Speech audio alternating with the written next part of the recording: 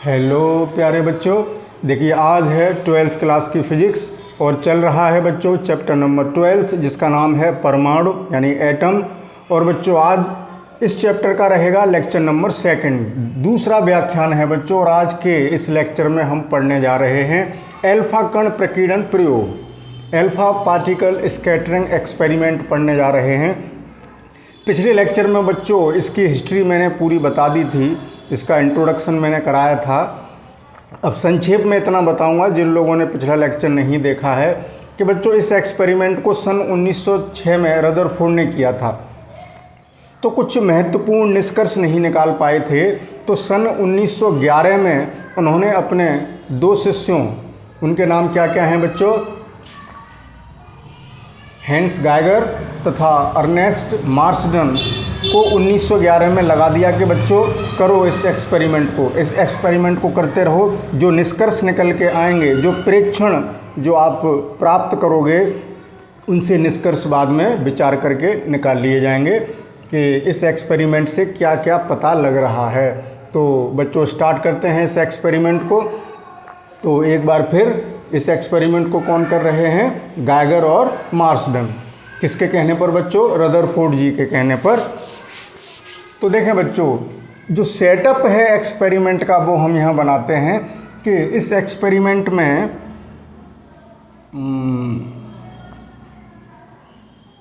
ये एल्फा कणों का स्रोत है,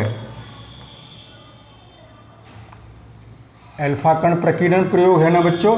तो एल्फा कण का स्रोत यानी ये रेडियो एक्टिव पदार्थ है और इसको रखा गया है। देखें सेटअप, देखें जो एक्सपेरिमेंट हो रहा है उसका सेटअप हम यहाँ बना रहे हैं। इस रेडियो एक्टिव सब्सटेंस को, इस रेडियो एक्टिव पदार्थों को जिससे एल्फा कण निकलते रहते हैं बच्चों, रेडियो एक्टिवता वाले पाठ में डिटेल में पढ़ लेंगे कहाँ रखा गया है। इस स्रोत को लेड के चेम्बर में, ये लेड का बॉक्स है। लेड का बॉक्स क्या करता है बच्चों, इससे जो विकिरण निकलते हैं उनको अवशोषित कर लेता है। यहाँ गैप है थोड़ा सा, तो विकिरण इसी दिशा में निकलें, इधर उधर जाएंगे वो अवशोषित हो जाएंगे इस लेड चेम्बर के द्वारा, क्योंकि ये बड़े खतरनाक विकिरण होते हैं। हमारे शरीर पर अगर पड़ते हैं तो इनका बहुत बड़ा दुष्प्रभाव होता है।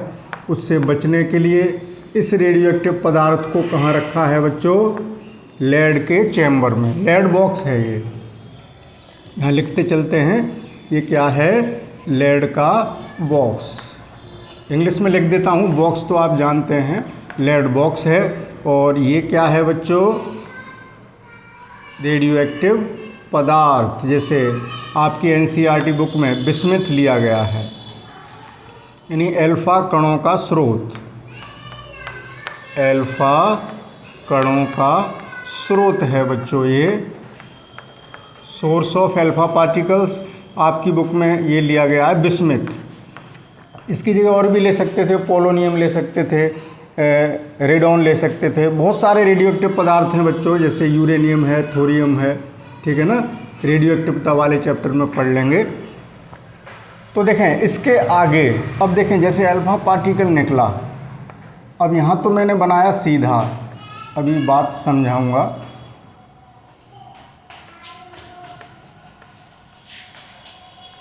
क्या हुआ बेटा, कहाँ जा रहे हैं? ये क्या नाम बटी दीदी फोन देख लो। कहाँ पर? तो इधर आओ। कहाँ जा रहे हो? तो इधर तो आओ, बाय करके आओ बच्चों से, फिर तुम परेशान करोगे। कर लो बाय, बाय करिए। कैसे? बाय हाथ से कैसे करते हैं, तुम जल्दी बताओगे करो, वैसे? ऐसे ऐसे बाय करो। अब जाओ, हैं खेलना अब तुम, अब डिस्टर्ब नहीं करना, जाइए। यहाँ बैठ के, अरे फिर आवाज़ आएगी तो नीचे जाओ ना। 1 सेकंड वीडियो पॉज कर, आगे चलते हैं बच्चों। हमने अभी एक सीधी लाइन बनाई है और यहाँ लेड की ब्रिक्स होंगी, ईंटें, प्लेट कह सकते हो लेड की, ठीक है। हाँ, एक से तो आगे हम बना रहे थे बच्चों, लेड की ईंटें हैं ये, ये कोलिमेट करने के लिए बनाई जा रही हैं, जिससे अल्फा पार्टिकल संरेखित हों, एक सीधी रेखा में आगे बढ़ें।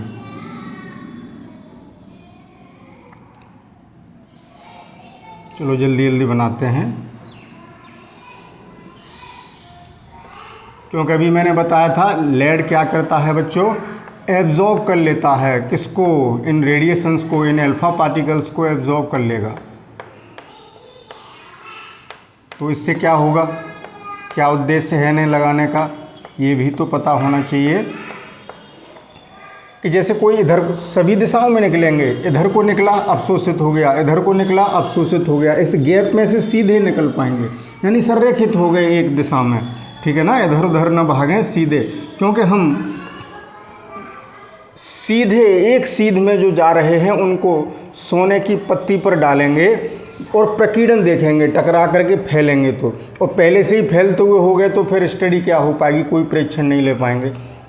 इसके बाद रखा है बच्चों यहाँ पर, ज़्यादा गैप नहीं कर रहे, ज़्यादा दूरी नहीं बढ़ा रहे, फिर पता लगा बहुत ज़्यादा बड़ा हो गया। यहाँ स्वर्ण पत्र यानी एक फॉइल है, सोने की बनी हुई एक फॉइल,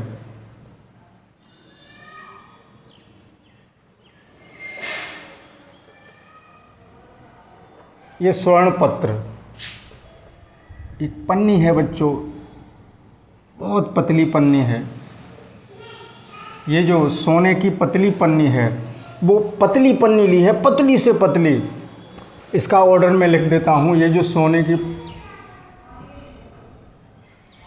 पन्नी है या स्वर्ण पत्र है वो बच्चों कितना पतला है वो मैं यहाँ लिखता हूँ, कहना चाहिए 2.1 × 10⁻⁷ मीटर, या ये कह सकते हैं 10⁻⁷ मीटर के ऑर्डर का, या ये कह सकते हैं 10⁻⁵ सेंटीमीटर के ऑर्डर का। आपने 1 सेंटीमीटर देखा है पैमाने में, उसके बच्चों 1 लाख टुकड़े कर दिए जाएँ 1 सेंटीमीटर के, तो जितना पतला, जितनी दूरी आएगी उतना मोटा इसको लिया है। ऐसा इसीलिए किया है कि जिससे अल्फा पार्टिकल जब इस सोने की पन्नी से, स्वर्ण पत्र से टकराएं तो उनको एक परमाणु से ही टकराना पड़े, टकराने के बाद अगले परमाणु से न टकराना पड़े। ये मान के चलना है कि हमने इतना पतला ले लिया कि यहाँ पर सोने के परमाणुओं की एक लेयर रह गई। जैसे मान लो हमारे पास ये सोने का पीस होता, तो कहने का अर्थ ये है एटम यहाँ होंगे, यहाँ होंगे, यहाँ होंगे। पहले थोड़ा सा सेटअप बता दें। इस प्रयोग में क्या किया गया है, अल्फा कणों की बौछार की गई है बच्चों, किस पर, सोने की पतली पन्नी पर। सोने की पतली पन्नी से टकराने के बाद अल्फा कण प्रकीर्णित होते हैं, भिन्न भिन्न दिशाओं में मुड़ जाते हैं, उसका अध्ययन कर रहे हैं। तो अगर हम एक मोटा पीस ले लेते तो अल्फा कण इस परमाणु से टकराया, फिर आगे भी टकरा गया, तो उससे कितना प्रकीर्णन हुआ उसका एग्जैक्ट जानकारी हमें नहीं मिल पाती। इसलिए हमने पतले से पतली स्लाइस काट ली, बहुत पतली पन्नी बनाई, जैसे इतना हिस्सा ले लिया, तो उसमें सिंगल लेयर हो गई एक परमाणुओं की सिंगल लेयर रह जाए, इसलिए पतले से पतला। और सोने की पन्नी क्यों ली है बच्चों, क्योंकि सोने में ऐसा गुण है, आपने केमिस्ट्री में पढ़ा है कि इस मटेरियल की हम पतली से पतली पन्नी बना सकते हैं, लोहे की नहीं बना सकते इतनी पतली पन्नी। तो बच्चों बहुत पतली पन्नी ली, उसका साइज आपने देखा, ऐसा क्यों किया, जिससे सिंगल लेयर हो, मतलब ऐसा नहीं कि परमाणु फिर परमाणु फिर परमाणु हो, मतलब एक लेयर है परमाणुओं की, ये मान करके हमने बहुत पतली पन्नी ली है। अब इससे अल्फा कण स्कैटर्ड होंगे, उनको संसूचित करने के लिए यहाँ पर लगाया जाता है बच्चों एक घूर्णी संसूचक, और एक पर्दा है बच्चों यहाँ,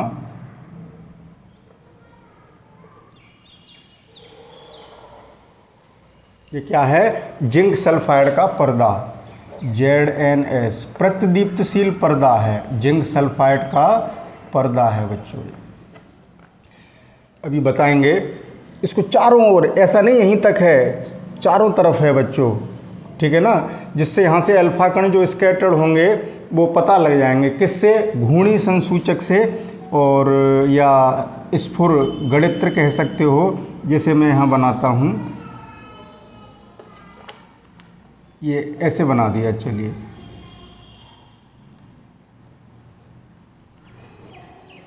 ये संसूचक है, डिटेक्टर है, एक तरीके से सूक्ष्मदर्शी है बच्चों।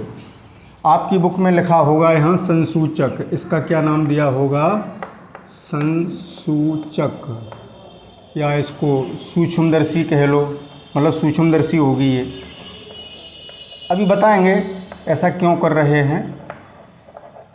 चित्र सेटअप तो समझ लें पहले, आगे की बात तो तब समझ में आएगी। या ये कह सकते हैं कि प्रस्फुर गणित्र है, प्रस्फुर गणित्र, या कह लें ये सेटअप हमारा क्या है? घूड़ी संसूचक, कैसे भी कह सकते हो। ये प्रतिदीप्तिशील पर्दा होता है बच्चों। होता क्या है कि जैसे अल्फा कण यहाँ से यहाँ टकराया और स्कैटर्ड हो गया, प्रकीर्णित हो गया, जैसे ये हो गया, यहाँ जा रहे हैं अल्फा कण, ठीक है। तो यहाँ इस पर्दे में विशेषता होगी, जैसे ही अल्फा कण इससे टकराएगा इसमें चमक उत्पन्न होगी, प्रस्फुर। क्या उत्पन्न होगा? प्रस्फुर, फ्लैश। जैसे आपके कैमरे में फ्लैश होता है, फ्लैश कह सकते हो इसको। लेकिन वो फ्लैश इतना सूक्ष्म होगा कि उसको नेकेड आई से नहीं देख सकते आप, बिना किसी इंस्ट्रूमेंट के सीधे सीधे उस चमक को। यानी चमक बहुत बड़े हिस्से में होगी ऐसा नहीं होगा, बहुत सूक्ष्म स्थान में जहाँ वो टकराएगा अल्फा पार्टिकल, और अल्फा पार्टिकल बहुत छोटा है। तो उस चमक को देखने के लिए अल्फा कण हमें दिखाई नहीं दे रहा बच्चों, अल्फा कण किधर गया टकरा के, इसके लिए ये पर्दा लगाया है, प्रतिदीप्तिशील पर्दा, जिंक सल्फाइड का बना हुआ। इस पर्दे पर जहाँ भी अल्फा कण टकराएगा वहाँ पर क्या होगा? चमक उत्पन्न होगी, यानी फ्लैश उत्पन्न होगा, प्रस्फुर उत्पन्न होगा, और उसको सूक्ष्मदर्शी की सहायता से देखा जाएगा और इसको रोटेट कर सकते हैं। कितने कोण पर कितनी चमक मिल रही है, कितने कोण पर कितने अल्फा पार्टिकल जा रहे हैं, इस सेटअप से हम देख सकते हैं, ठीक है ना। चमक को देख सकते हैं और उससे पता लग जाएगा कि यहाँ चमक उत्पन्न हुई, यानी यहाँ टकराया। भाई आया इधर था, जो अल्फा कणों का पुंज था वो ये था। ये क्या है बच्चों? अल्फा कण, अल्फा कणों का पुंज। और ये क्या हैं? लेड ब्रिक्स, लेड की ईंटें। इतना तो आप जानते हैं, मैं इंग्लिश में लिख देता हूँ, लेड की ईंटें। तो क्यों लगाएंगे ये मैंने अभी समझा दिया था बच्चों। तो ये बात समझ गए आप कि अल्फा कण कहाँ जा रहा है, वो फ्लैश से पता चलेगा, और उसमें कौन कौन सहयोग कर रहा है देखने में, जिंक सल्फाइड का पर्दा और ये संसूचक, ये माइक्रोस्कोप। तो भिन्न भिन्न दिशाओं में अल्फा कणों की फ्लैश को देखा गया, और कोण के सापेक्ष हमने अल्फा कणों की संख्या का एक फंक्शन भी बना लिया कि किस कोण पर कितने अल्फा पार्टिकल जा रहे हैं। तो ये यहाँ से इस एक्सपेरिमेंट से जो प्रेक्षण मिलेंगे उनको अब धीरे धीरे समझेंगे। हम ये कहना चाह रहे थे पर्दा यहीं तक नहीं है, पर्दा इसके चारों तरफ है। तो आप कहेंगे सर बोध नहीं हो रहा, आप क्या कहना चाह रहे हैं? तो चलिए मैं यहाँ बनाता हूँ, ठीक है। जो मैं कहना चाह रहा हूँ उसको मैं दूसरे चित्र से समझाने, अब बच्चों आपको बोध हो जाएगा इसका। एक मैं इसकी जो स्थिति है वो बनाने जा रहा हूँ। ये जिंक सल्फाइड का पर्दा है बच्चों ये, और देखो यहाँ रखा है स्वर्ण पत्र, गोल्ड लीफ, और इन पर अल्फा कणों को टकराया जा रहा है। ये अल्फा कणों का स्रोत यहाँ लेड के बॉक्स के अंदर, और यहाँ से अल्फा पार्टिकल निकल रहे हैं बच्चों। बात समझ आ गई? ये सिचुएशन ये है। तो जो पर्दा था बच्चों इस तरीके से, अब तो आपको समझ आ रहा होगा पर्दा ऐसे है जिससे किधर को भी अल्फा कण जाएं, यानी चारों तरफ जा सकते हैं। तो चारों तरफ हम इस संसूचक को घुमा करके देख सकते हैं कि कहाँ कहाँ अल्फा कण पहुँच रहे हैं। और इस पूरे सेटअप को बच्चों एक निर्वात, मतलब वैक्यूम चैम्बर यानी निर्वात बॉक्स में, जिसमें निर्वात हो उसमें बंद करके रखते हैं। उसको दिखाया नहीं है। ये सब किस में रखा जाता है? निर्वातित बॉक्स के अंदर। ये पूरा सेटअप कहाँ रखा है? वैक्यूम चैम्बर में, निर्वात बॉक्स में। निर्वात में क्यों रखा बच्चों? क्योंकि अगर निर्वात नहीं होता, वायु भी होती यहाँ, तो ये अल्फा कण रास्ते में वायु के कणों से टकरा के ही पहले से ही प्रकीर्णित हो जाता। तो हमें सोने की पतली पन्नी किधर प्रकीर्णन कर रही है ये कैसे पता लग पाता? नहीं पता लग पाता ना। तो इस पूरे सेटअप को कहाँ रखा गया है? निर्वातित बॉक्स में। ये भी इसी को हमने यहाँ बनाया। यहाँ थोड़ा एक डिटेल में स्टडी कर रहे हैं, ठीक है ना। ये हमारा ये जो अल्फा पार्टिकल है,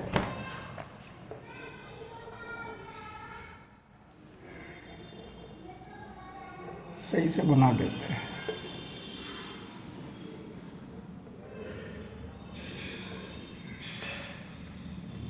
अल्फा पार्टिकल जा रहे हैं। तो अब समझ गए ना ये पर्दा कैसे है बच्चों? चारों तरफ है, जैसे यहाँ आपको दिख रहा है। तो इसे मैं हटाऊंगा बच्चों, क्योंकि अब ये दिमाग में रखिए और यहाँ समझते चलिए। तो जल्दी से इसका स्क्रीनशॉट लें। यहाँ लिखने की ज़रूरत तो है नहीं। ये क्या है? ZNS पर्दा है। ये सोर्स ऑफ अल्फा कण का स्रोत, अल्फा कण का स्रोत है बच्चों। ये लेड का चैम्बर है, लेड बॉक्स है। जो भी यहाँ बनाया है वही बातें हैं। और ये पर्दा लिख ही दिया। और ये क्या है? गोल्ड लीफ, स्वर्ण पत्र, सोने की पतली पन्नी। अल्फा कण यहाँ से भिन्न भिन्न दिशाओं में प्रकीर्णित होंगे, सीधे भी जाएंगे, इधर को भी आएंगे, अलग अलग एंगल्स पर। वो डिटेल स्टडी अभी करेंगे। तो इसका स्क्रीनशॉट ले लें, फिर हम आगे की चर्चा कर सकें। उस स्थान पर जगह भी हमें क्रिएट करनी है बच्चों। तो बच्चों अब आगे चलते हैं। तो देखो ये अल्फा कण सीधे गया बच्चों, और ये उसकी प्रारंभिक दिशा है। इस दिशा से जब अल्फा कण विक्षेपित हो जाएगा तो ये कोण बना। जैसे एक अल्फा कण हमने ये दिखाया कि यहाँ टकराया और टकरा के इस दिशा में मुड़ गया, और प्रारंभिक दिशा उसकी ये थी। ये जो कोण बना ये प्रकीर्णन कोण कहलाता है। थीटा क्या कहलाता है बच्चों? यहाँ लिख देते हैं, थीटा है प्रकीर्णन कोण। प्रकीर्णन तो समझ रहे हैं, स्कैटरिंग एंगल है।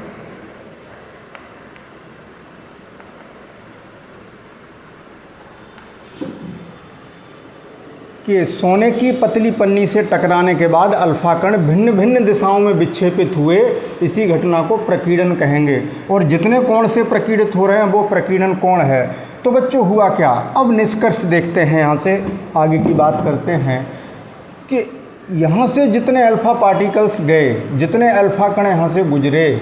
हाँ, एक बात और कि बच्चों ये जो अल्फा कण जा रहे हैं उनकी ऊर्जा कितनी है? तो ऊर्जा भी लिख देते हैं। आपकी NCERT बुक में जो डाटा है 5.5 मिलियन इलेक्ट्रॉन वोल्ट, इतनी ऊर्जा से इनको प्रकीर्णित इन पर गिराया जा रहा है। इन अल्फा कणों की ऊर्जा मैंने यहाँ लिख दी। तो इन अल्फा कणों में से अधिकांश अल्फा कण क्या हुआ बच्चों? सीधे चले गए, कोई प्रकीर्णन ही नहीं हुआ। ठीक है, सीधे, यानी थीटा 0। कैसे चले गए? सीधे, अधिकांश ऐसे। Most of the alpha particles सीधे चले गए बच्चों।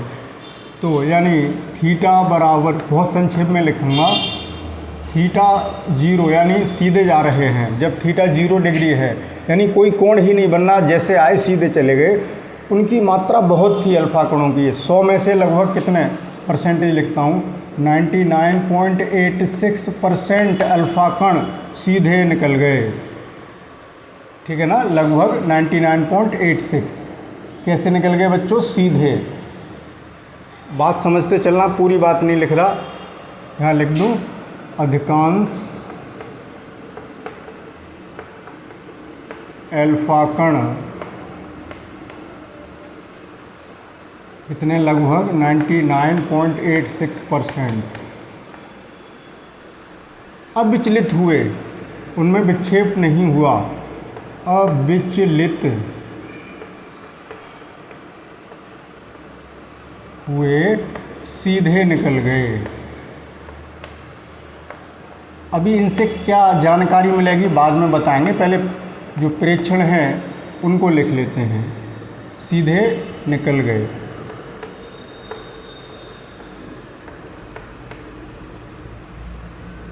एक अंश से ज़्यादा कोण पर विक्षेप कितने का हुआ, कितने रह गए बच्चों, इसमें 100 में से घटा दो, 0.14%। 0.14% अल्फा कण ही ऐसे थे जिनमें एक अंश से ज़्यादा विक्षेप हुआ। 2 अंश, 3 अंश, 4 अंश, 5 अंश, 30 अंश, 60 अंश, ठीक है ना, 102 अंश, 90 अंश, सब एक अंश से बड़े हैं। यानी सीधे वाले बहुत ज़्यादा हैं और एक अंश से बड़े कोण पर जो विक्षेपित हुए 180 अंश तक विक्षेपित हो सकते हैं, वो 0.14% ही थे। 100 में से 0.14 या 1000 में से 1.4 और 1000 में से ये 998.6, ऐसे समझ सकते हैं आप। अब दशमलव में तो नहीं होंगे 0.6, मैं उनकी जो मात्रा है उसका कंपेयर करके बताना चाह रहा हूँ। फ्रैक्शन कितना है, कितने अनुपात में ऐसा हुआ, तो बहुत कम ही ऐसे थे जो एक अंश से अधिक कोण पर विचलित हुए थे। और डिटेल देख लें तो सीधे ज़्यादा निकले। 90 अंश से अधिक कोण पर, ग्रेटर देन 90 अंश, ये कितने थे, 8000 में से 1 in 8000। अगर हम 8000 अल्फा कण देखें तो उसमें से एक ऐसा है जो 90 अंश से अधिक कोण पर विक्षेपित हो रहा है। 90 अंश से अधिक कोण कब बनेगा, थीटा, यही तो देख रहे हैं, यानी इधर को आ गया, विक्षेपित हो गया।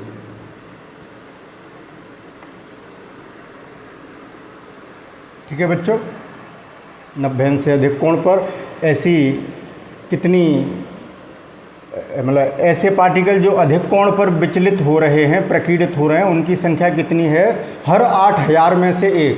यानी 16000 आए तो 2 अधिक कोण पर विक्षेपित हुए, समझ रहे हैं। 8000 आए तो उनमें से एक ऐसा है जो 90 अंश से अधिक कोण पर विक्षेपित हुआ, प्रकीर्णित हुआ। अब बहुत कम ऐसे थे जो बिल्कुल 180 अंश पर ही प्रकीर्णित हुए, यानी जैसे गए वैसे ही वापस आ गए। ठीक है, जैसे गए वैसे ही वापस आ गए, ये बहुत कम थे। 10⁶ में से 1, 1 in 10⁶। यानी अगर 10 लाख हैं तो 10 लाख में से एक ऐसा होगा जो बिल्कुल सीधा सीधा वापस लौट आया, ना इधर गया ना इधर गया, न सीधा गया ना अधिक कोण पर गया, जैसे गया बिल्कुल उल्टा वैसे ही वापस आ गया। तो इन प्रेक्षणों से बच्चों निष्कर्ष निकालेंगे। इसको अब हम हटा देंगे कि अब ये एक्सपेरिमेंट, अब बच्चों ये पता कैसे लग रहा है 180 अंश पर और कहाँ, इस माइक्रोस्कोप को हर कोण पर जाके देख रहे हैं ना, कितनी फ्लैश आ रही हैं, कितने प्रस्फुर आ रहे हैं, उससे ये डाटा निकाला।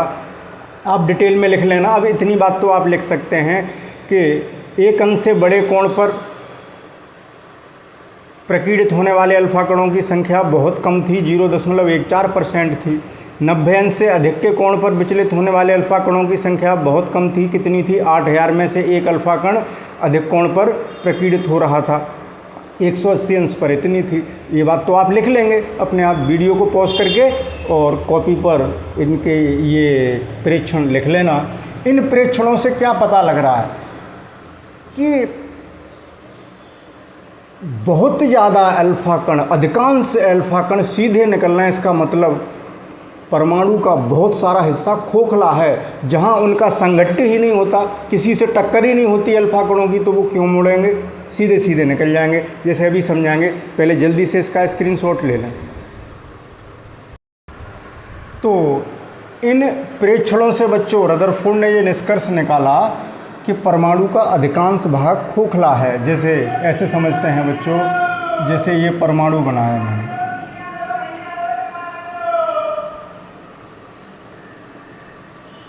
ये परमाणु है जैसे, तो बहुत सारा हिस्सा खोखला है और बहुत कम ऐसे हैं जो अधिक कोण पर प्रकीर्णित होते हैं और 180 अंश के कोण पर भी वापस आ जाते हैं।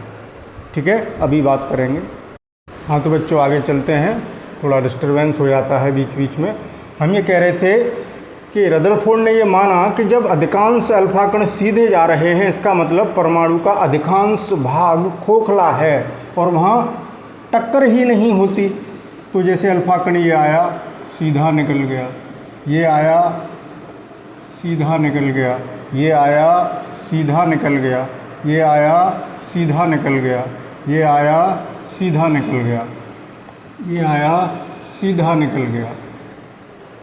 अब ऐसे भी हैं जो अधिक कोण पर प्रकीर्णित हो रहे हैं, कुछ 180 अंश पर भी, लेकिन बहुत कम। इसका मतलब अब पहले समझ लें बच्चों, अल्फा कण है क्या, बहुत देर से चिल्ला रहे हैं। अल्फा कण होता है न्यूक्लियस ऑफ हीलियम, हीलियम का नाभिक।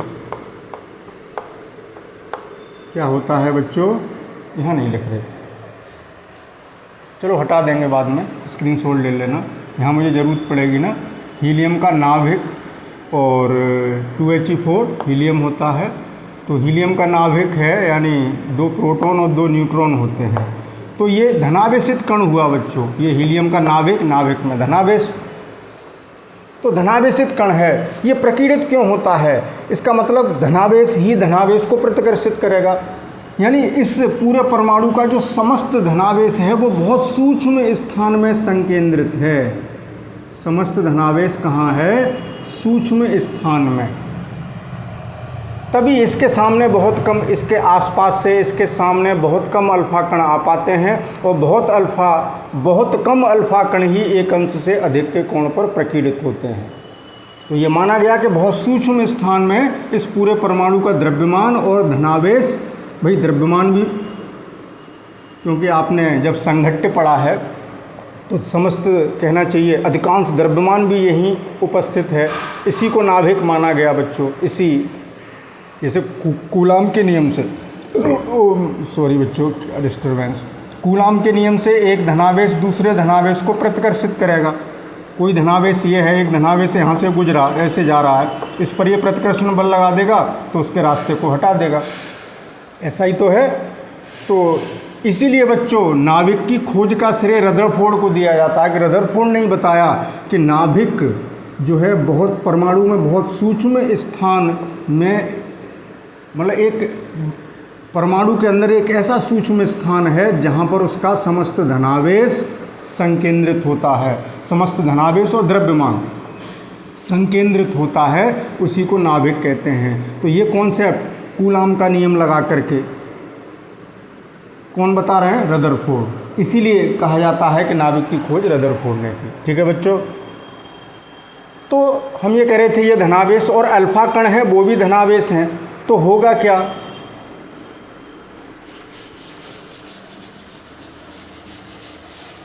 क्या होगा बच्चों, जब इसके नज़दीक से कोई अल्फा कण गुजरेगा, अब वो बहुत कम होंगे, जैसे यहाँ नज़दीक से गुजरा तो ऐसे करके, और नज़दीक से गुजरा तो अधिक कोण पर प्रकीर्णित हो गया। इस तरीके से आप समझ सकते हैं, पास से गुजरा इधर गया और पास आया, अधिक कोण पर प्रकीर्णित हो गया।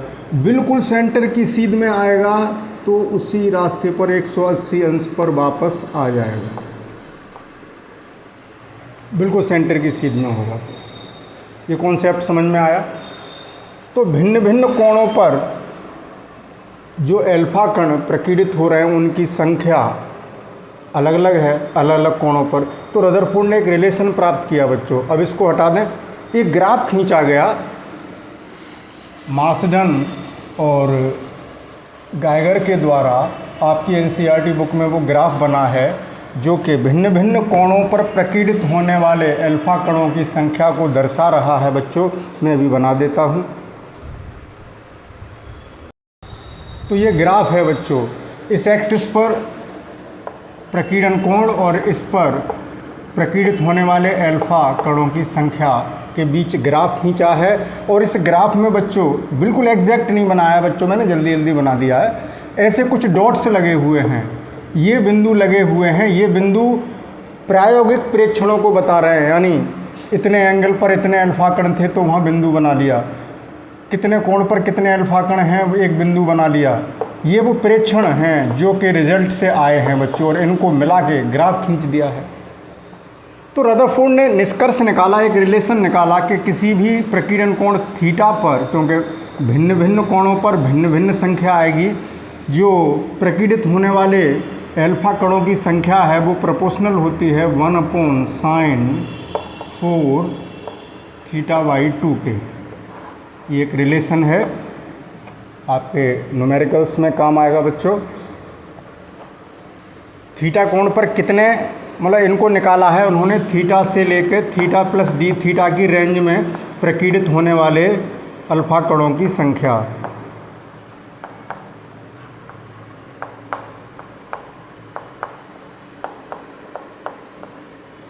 अल्फ़ा कणों की संख्या है बच्चों, इतने अल्फ़ा कण होंगे। तो भिन्न भिन्न कोणों पर n का मान भिन्न भिन्न आएगा बच्चों, ठीक है ना। अब आगे चलेंगे, पहले इसका स्क्रीनशॉट लें। हाँ तो बच्चों लगे हाथों एक बात और समझ लीजिए,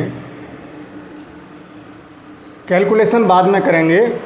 रदरफोर्ड के अनुसार ये जो नाभिक है बहुत सूक्ष्म स्थान में, इस नाभिक का जो साइज है बच्चों वो 10⁻⁻15 मीटर से लेकर 10⁻⁻14 मीटर की कोटि का होता है।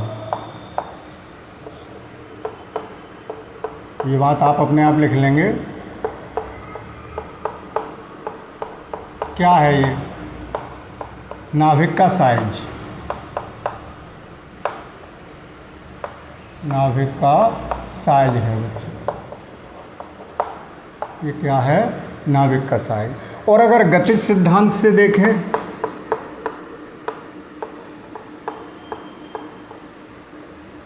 गतिज सिद्धांत से परमाणु का जो साइज है, परमाणु का साइज 10⁻⁻10 मीटर की कोटि का होता है, कोटि का होता है, लिख लेंगे आप। तो देखें बच्चों कितने गुना हो गया इसका और इसका कंपेयर करें। ये 10⁻⁻10 है, ये 10⁻⁻15, यानी 1,00,000 गुना बड़ा। परमाणु 1,00,000 गुना बड़ा है नाभिक से, तो बहुत सारा हिस्सा खोखला हो गया। नाभिक बहुत छोटा है और वो 1,00,000 गुना बड़ा है। 1,00,000 यानी, और ये 10,000 का डिफरेंस आया, यानी 10,000 से लेकर 1,00,000 तक गुना बड़ा है बच्चों। कौन? परमाणु नाभिक से, परमाणु नाभिक से आगे ये बात 10,000 से लेके 1,00,000 गुना बड़ा है। तो कितना हिस्सा खोखला हो गया। इसीलिए बच्चों मोस्टली अल्फा पार्टिकल्स सीधे गुजर गए थे। बात समझ रहे हैं। और एक बात और बताएं बच्चों, रदरफोर्ड ने इसको स्वर्ण पत्र के अलावा, सोने की धातु के अलावा भिन्न भिन्न धातुओं पर भी इस प्रयोग को किया, जैसे चांदी है, प्लेटिनम है। तो उन्होंने क्या देखा कि भिन्न भिन्न धातुओं के लिए प्रकीर्णन कोण भिन्न भिन्न आता है, अल्फा कणों की संख्या भिन्न भिन्न हो जाती है भिन्न भिन्न धातुओं को लेने से। इसका मतलब उन्होंने ये निष्कर्ष निकाला कि भिन्न भिन्न धातुओं के नाभिकों का आवेश भी भिन्न भिन्न होता है। सोने के नाभिक का आवेश अलग होगा, चांदी के नाभिक का आवेश अलग होगा, ठीक है, बात समझ रहे हैं। प्लेटिनम के नाभिक का आवेश अलग होगा। तो ये बात कैसे पता लगी वो भी बताएंगे। पहले इसका स्क्रीनशॉट लें जल्दी से।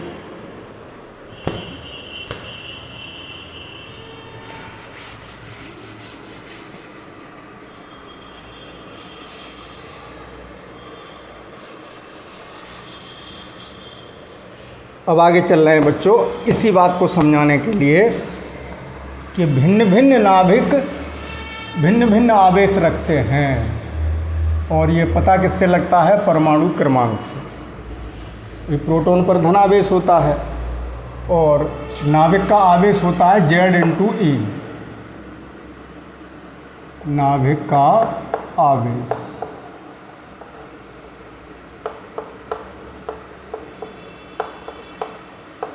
जहाँ Z क्या है?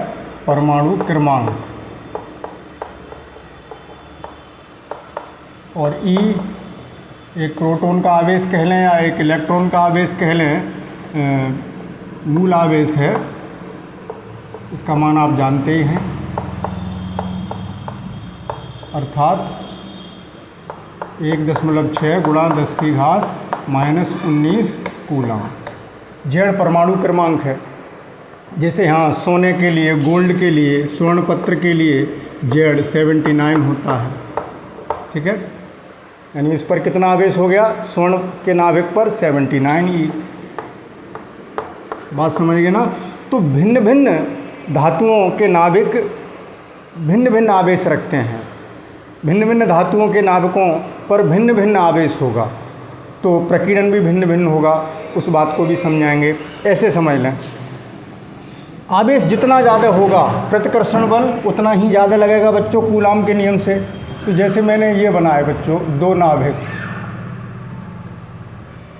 बड़े से बना लूँ या ऐसे ही रहने, एक नाभिक ये बनाया, एक नाभिक ये बनाया, इस पर आवेश है Z1E, इस पर Z2E, Z अलग अलग होंगे ना बच्चों।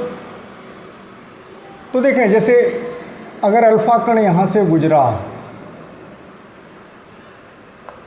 लेकिन इसके पास आते ही प्रकीर्णित हो गया, ये θ1 हुआ प्रकीर्णन कोण। अब यहाँ से देखते हैं, इसी सीध में यहाँ से भी आया, यहाँ ज़्यादा बड़े कोण पर हो गया। देखें, यहाँ कम कोण पर प्रकीर्णन हुआ, यहाँ कोण बढ़ गया बच्चों, बढ़ा के नहीं, ये कोण जा रहा है अल्फा कण।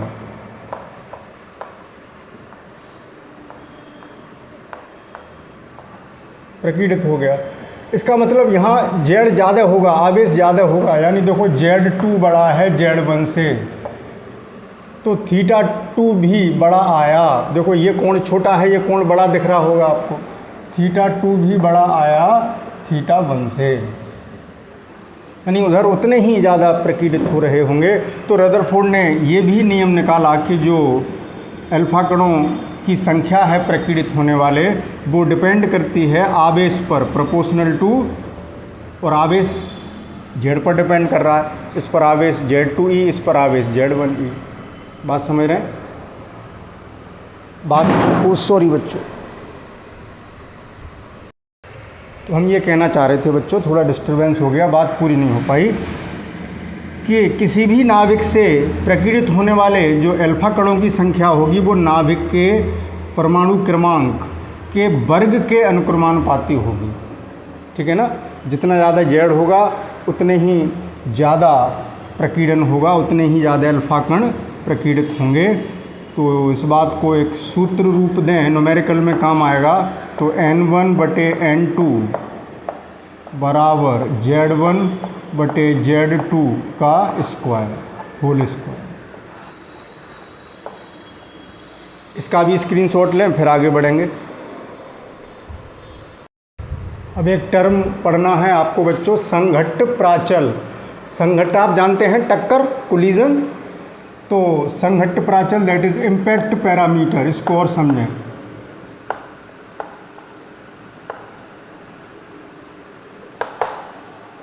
इम्पैक्ट पैरामीटर का क्या अर्थ है? जैसे बच्चों ये नाभिक है, क्या है? नाभिक।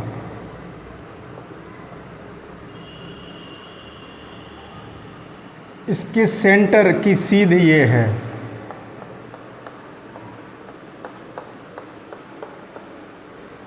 सेंटर से ये लाइन बना दी। अब कोई अल्फा कण आया और वो कितने कोण पर प्रकीर्णित हुआ वो डिपेंड करेगा। अब देखो इसका प्रारंभिक वेग सदिश ये हो गया, अगर ये मुड़ता नहीं तो ये प्रारंभिक वेग सदिश हुआ, ठीक है ना?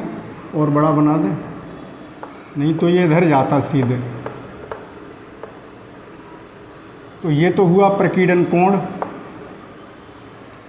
इसका प्रारंभिक वेग इस दिशा में था, इस प्रारंभिक वेग सदिश की इसकी सेंटर से जो लंबवत दूरी है ये इम्पैक्ट पैरामीटर कहलाती है b। यही डिसाइड करती है कि प्रकीर्णन कितने कोण पर होगा, कितने अल्फा कण किस कोण पर प्रकीर्णित होंगे। तो परिभाषा क्या रही बच्चों? किसी अल्फा कण के, लिख दें, किसी अल्फा कण के, अब अभिलंबवत दूरी सेंटर से ये मत बना देना, ये तो बच्चों आगे आएगी, क्लोजेस्ट अप्रोच की दूरी होगी। ये मत बना देना कि ये इम्पैक्ट पैरामीटर है। प्रारंभिक वेग से सेंटर की लंबवत दूरी ये देखनी है। अब आप कहोगे सेंटर तो यहाँ था, यहाँ से लंबवत दूरी तो ये हुई। भाई सेंटर की सीध से, ध्यान से सुने, बच्चे कंफ्यूज हो जाते हैं कि सर ये होनी चाहिए थी, हमने लंब गिरा दिया ये इस पर, लेकिन ये प्रारंभिक वेग नहीं है ना बच्चों। प्रारंभिक वेग तो इस दिशा में था, इस वेग वेक्टर का इस सेंटर से लंबवत दूरी यही तो हुई। तो किसी अल्फा कण के प्रारंभिक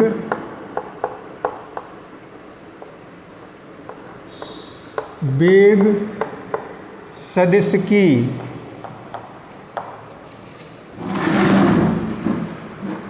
सदिश की नाभिक के केंद्र से दूरी, नाभिक के केंद्र से अभिलंबवत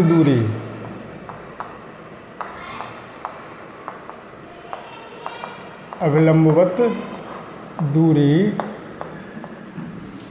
उस कण का संघट्ट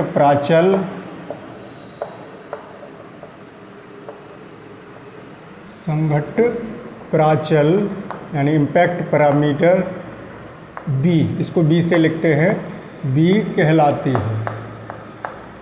इससे क्या फ़ायदा है, इसे पढ़ने से इसका क्या औचित्य है बच्चों, वो बात अभी बताई जाएगी। और रदरफोर्ड ने एक व्यंजक प्राप्त किया कि ये जो बी है प्रोपोर्शनल होता है cot θ/2 के।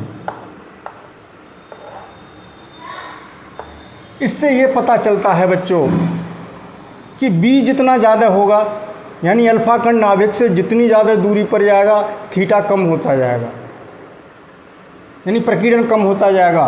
ये दूरी बहुत ज़्यादा होने पर बी बहुत अधिक हो जाए, बी अधिक होने पर, यहाँ से भी स्पष्ट हो जाएगा, बी अधिक होने पर थीटा 0 की ओर अग्रसित हो जाएगा। यानी बी ज़्यादा है, इसका मतलब नाभिक के सेंटर से ज़्यादा ऊपर चला गया, यानी ऐसे समझें ये नाभिक था। स्क्रीनशॉट ले लें, इसको हटाऊंगा बच्चों में, इस परिभाषा का स्क्रीनशॉट ले लें। इस इम्पैक्ट पैरामीटर को पढ़ने का उद्देश्य क्या है बच्चों, वो समझना है अभी। तो आपने इसका स्क्रीनशॉट ले लिया होगा, यही दूरी तो है बी। इसका अर्थ ये है, इस फॉर्मूले से देखें, बी अधिक होने पर जैसे अनंत कर दिया, तो अनंत कॉट में कितने का मान है बताइए, 0 का। कॉट 0 का मान अनंत, तो थीटा 0 आ गया, ठीक है ना। इस सूत्र से स्पष्ट हो रहा है। इसका अर्थ ये है कि जैसे ये नाभिक था और बी जितना कम होगा, यानी बी कम होने का मतलब बी 0 की ओर, बी की वैल्यू 0 की ओर अग्रसित हो, तो थीटा 180 की ओर अग्रसित होगा, यानी 0 की ओर, बी 0 कर दी, यानी अब अल्फा कण बिल्कुल नाभिक के सेंटर की सीध में आ गया, तो बिल्कुल डायरेक्ट इम्पैक्ट हुआ बच्चों। इसका सेंटर और इस अल्फा कण का सेंटर एक ही सीध में है, तो बिल्कुल ये उसी रास्ते पर वापस आ जाएगा। जैसे समझ सकते हैं कि आपका बैट, क्रिकेट खेलना है, बैट का फेस ये है और बॉल बच्चों जस्ट बैट के बीचों बीच सेंटर फेस पर आए और आप सीधा बैट चलाते हैं तो बॉल उसी दिशा में वापस चली जाएगी, ठीक है ना। डायरेक्ट इम्पैक्ट हुआ, डायरेक्ट कोलिजन हुआ ये। तो इससे ये तो पता लग रहा है। अब आप कहोगे ये बात सर यहाँ कैसे, देखो बी 0 कर दें तो 0 प्रोपोर्शनल cot θ/2 या 0 बराबर के कांस्टेंट ले लिया cot θ/2, तो ये कितने की वैल्यू है, cot θ/2 0 आ गया, के 0 में ही चला गया। और 0 कितने का मान होता है बच्चों, cot 90 का, तो cot θ/2 90, तो θ/2 बराबर 90, तो थीटा बराबर 180 अंश यानी पाई, बिल्कुल बैक आ गया। तो कहने का अर्थ क्या है कि बी से ये पता लग रहा है जैसे ये नाभिक है बच्चों, ये उसका सेंटर है, बिल्कुल बी 0 कर दें तो ये उसी रास्ते पर वापस लौट आएगा। और बी को थोड़ा सा, बी को बढ़ाते जाएंगे तो विचलन कोण अधिक कोण होगा, ये विचलन कोण अधिक कोण हुआ, और ऊपर गए कोण कम कोण पर कम हो गया कोण, और ऊपर गए न्यून कोण हो गया, और ऊपर गए और कोण छोटा हुआ, और ऊपर गए पता लगा सीधा ही जाने लगा, थीटा 0 हो गया। तो इस इम्पैक्ट पैरामीटर की बात समझ में आ रही है। यानी बी जितना ज़्यादा होगा प्रकीर्णित होने की संभावना उतनी कम हो जाएगी, सीधा सीधा निकल जाएगा। और बी जितना कम रखोगे, यानी नाभिक के सेंटर की सीध में जा रहा है कोई अल्फा कण, तो थीटा के बिल्कुल कहना चाहिए रिटर्न बैक बिल्कुल 180 अंश पर, इससे ज़्यादा प्रकीर्णन तो हो नहीं सकता। सीधे सीधे गया सेंटर की सीध में और 180 अंश के कोण पर वापस आ गया। ये सबसे ज़्यादा प्रकीर्णन हुआ बच्चों। तो इम्पैक्ट पैरामीटर भी समझ में आ गया होगा। तो बच्चों आज का लेक्चर यहीं समाप्त करते हैं, और अब नाभिक के साइज की बात करेंगे वो कल के लेक्चर में, क्योंकि वीडियो लेंदी हो जाता है। बच्चों की शिकायत रहती है कि सर आप बहुत बड़ा वीडियो बना देते हैं। बच्चों मजबूरी है, टॉपिक पूरा नहीं होगा, अधूरा छोड़ के कैसा चला जाऊँ। कभी कभी टॉपिक लंबे होते हैं, आधे आधे समझ में नहीं आएंगे, आधा आज पढ़ा दिया आधा कल, वो एक साथ ही समझ में आता। तो चलिए खैर, अभी हमारा ये टॉपिक पूरा नहीं हुआ है, लेकिन इस टॉपिक का एक हिस्सा पूरा हो गया। इन सब को एक साथ आपने समझने की कोशिश की कि अल्फा कण स्कैटरिंग एक्सपेरिमेंट जो था वो क्या था, अल्फा पार्टिकल स्कैटरिंग एक्सपेरिमेंट, वो समझ गए। उससे जुड़े हुए कुछ टर्म्स थे जैसे इम्पैक्ट पैरामीटर वगैरह, ये सब कुछ आप सीख चुके हैं। ओके, मिलते हैं कल बाकी के शेष भाग के साथ अगले लेक्चर में। तब तक के लिए goodbye, thank you for watching.